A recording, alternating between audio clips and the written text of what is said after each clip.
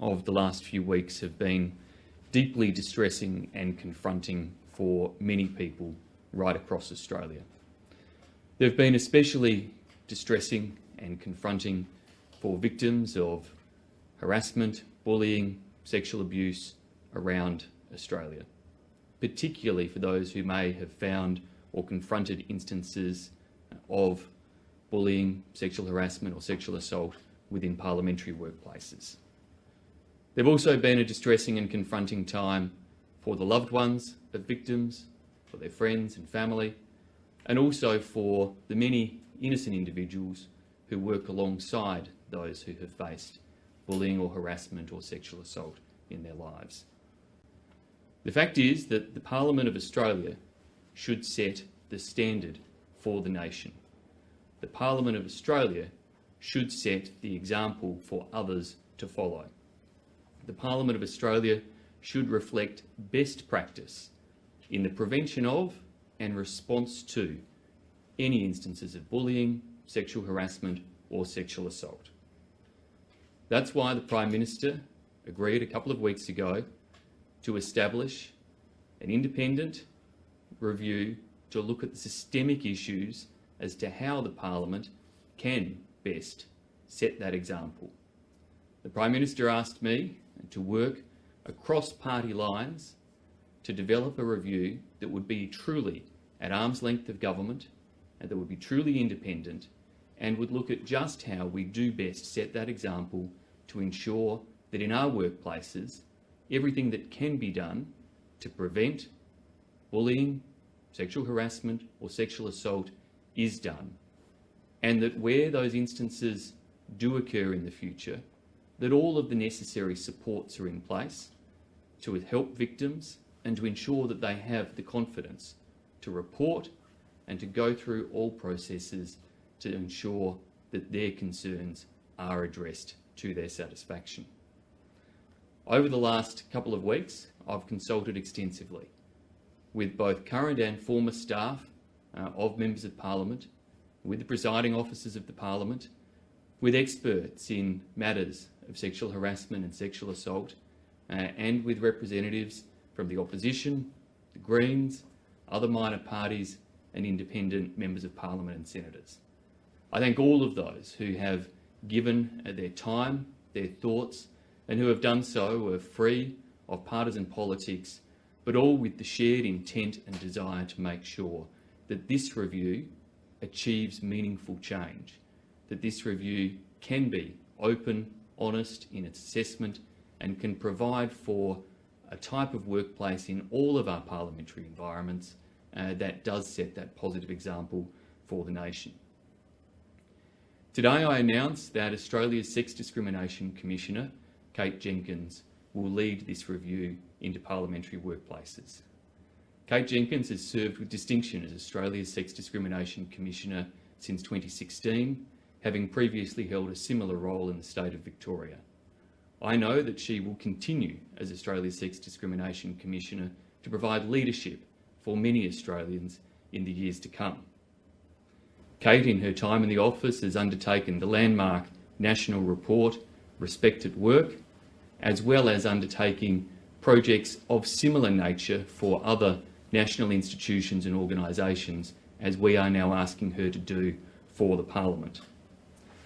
We have developed clear terms of reference that will give Kate every capability to hear the experiences of former and current parliamentary staff, former and current parliamentarians, those who have worked in the Parliament, and in hearing those experiences to consider how to change the culture, how to change the practices, and how to ensure that in the future we do have the best possible environment for prevention and response to those instances. Kate will report by November of this year and will provide a public update of her work in July of this year. These timelines have been developed in consultation with Commissioner Jenkins and through consultation with all of the involved parties.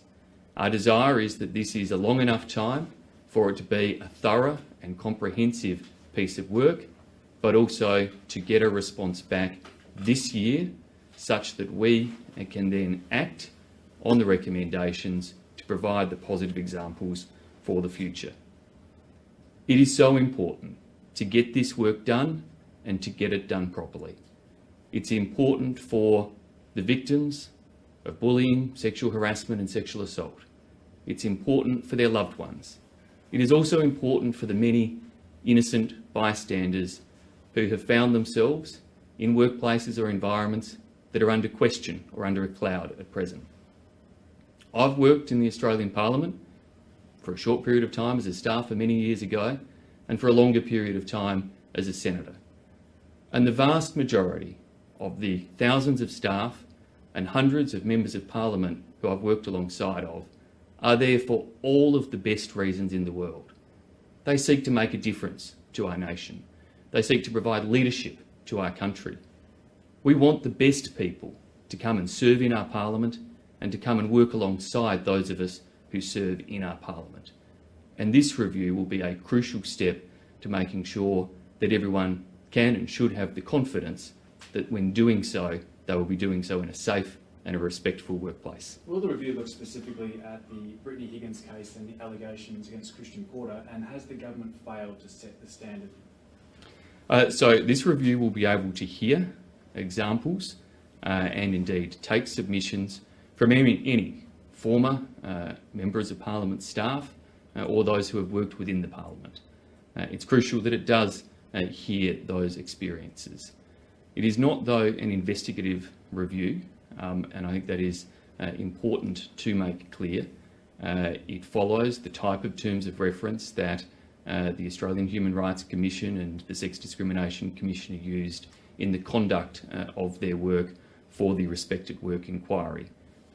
The terms of reference have involved consultation with former staff, including some of those who have been in the media in recent days and weeks, and I thank them very much for their input into these processes.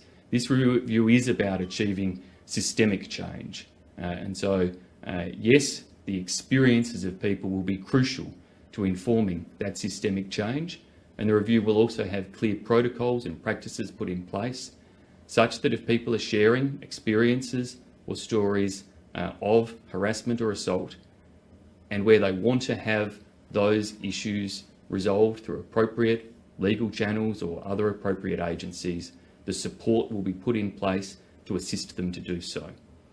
One of the compelling reasons for choosing Commissioner Jenkins to undertake this work was not just her independence and experience, but also the structures and the systems that the Australian Human Rights Commission can bring to the conduct of this review, thereby giving absolute confidence to participants that they can bring forward their stories and their experiences with complete confidence that they will be shared in a confidential manner, that they can share all of those details as is appropriate, and that the support structures will be there to refer them to appropriate authorities and to offer them any counselling, trauma assistance or otherwise that is necessary. So will the full report and its findings be made public immediately? So the report and its findings will be made public. Obviously, Commissioner Jenkins and the Human Rights Commission will ensure that confidentiality is respected in terms of the content of that report as well. Why shouldn't Minister Reynolds resign? Minister Reynolds, I understand, has made very clear that she is sorry for the statements that were reportedly made, and she will be conveying that, I understand, to Ms Higgins as well. Should she make that apology public to Ms Higgins? Well, she should make that apology to the satisfaction of Ms Higgins. Senator, did you personally know, or have you personally met the woman who is accused, Mr Porter, of those allegations? Look, I understand that I had met her in 2010 at a book launch. I remember the book launch. I don't remember any particular conversations at the time, and I'm not aware of any subsequent engagement, meeting or otherwise with her. I am only aware of that by virtue of a tweet where I congratulated her for the work that she had done at that book launch. Is it tenable for Christian Porter to remain Attorney General long term? Yes, look, it is important that in Australia we uphold the rule of law, and we do so in a manner where the rule of law applies equally to everybody. That also involves maintenance of the presumption of innocence and the proper practices and scrutiny that are entailed in investigations and in the conduct of the rule of law. Do you understand how there would be serious clouds over both Christian Porter and Linda Reynolds in light of recent events? Look, it's an unfortunate part of public life that allegations, speculation can linger in that regard. But I think Australians are also fair-minded and that they do expect that all individuals should have the right to the presumption of innocence, the right to be able to have their case put and heard. These claims in relation to the Attorney-General that date back to 1988 had engagement with different independent, impartial investigative bodies in police services.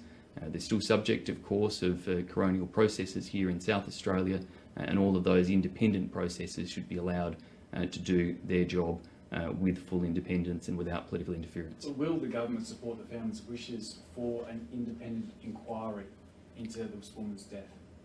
Well, that is precisely what is happening here in South Australia at present. That's what the South Australian Police and the South Australian Coroner will do, free of political interference and with the independence guaranteed under their legal frameworks. Are you worried that it will be difficult for the Liberal Party to attract women, given all the issues that have come to light in the last few weeks? I worry, as I said in my concluding remarks, that the way in which these events have been promoted over recent weeks will deter good people from offering themselves for parliamentary service or from wanting to work in our parliament. And that's why our parliament, Australia's parliament, should and must set the example in terms of providing the best possible policies to prevent harassment, sexual harassment, bullying or sexual assault, and to ensure we respond to it in the best and most possible and effective ways where it does occur. And that if we can set that example and be an exemplar for the nation, then hopefully that can give people the confidence to step forward and to work in our parliament in whatever way they see fit, so that we can continue to attract good, capable, well-meaning individuals, as are the vast majority of those who I have had the privilege of serving alongside of through my time in the parliament. If the government really wants to set a good example, why is Linda Reynolds not stepping down, calling someone who's, been subject of a horrific, rape allegation? She's called a lying cow. How is that setting a good example that Linda Reynolds is still in that position? Well, it's for Linda to resolve that apology to the satisfaction of Ms Higgins, and for Linda and all arms of government to do as we've committed, as we have always been willing to do, and that is to cooperate fully with police investigations into the alleged rape and assault of Brittany Higgins. It was always Linda's willingness and intent to cooperate fully, and I know it continues to be the case. How would it be against the rule of law to hold a proper independent inquiry into allegations against Christian Porter? Because we have independent processes. The police in Australia are independent, coronial investigatory bodies are independent, our courts are independent. They operate in independent ways with all of the appropriate safeguards as well that a good judicial system needs and has. Is the Finance Department paying for Brittany Higgins' legal fees?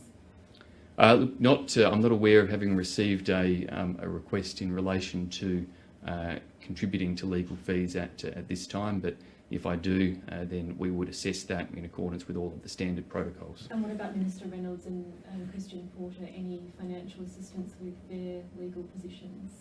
I'm not aware in terms of details there, but not to my knowledge. Minister, just being away, just on Submarine, really quick, is Linda Reynolds being on leave, does that affect the timeline of the future Submarine's contract here in SA? No, work is definitely continuing, and since Mr. Pomeroy, the Naval Group's global CEO, was in Adelaide last week, I've had discussions with the Acting Defence Minister and the Secretary of the Defence Department, and I know that work continues apace to make sure that there are thorough responses and analysis of the information provided during Mr. Pomeroy's visit and subsequently. Thanks, everybody. Thank you.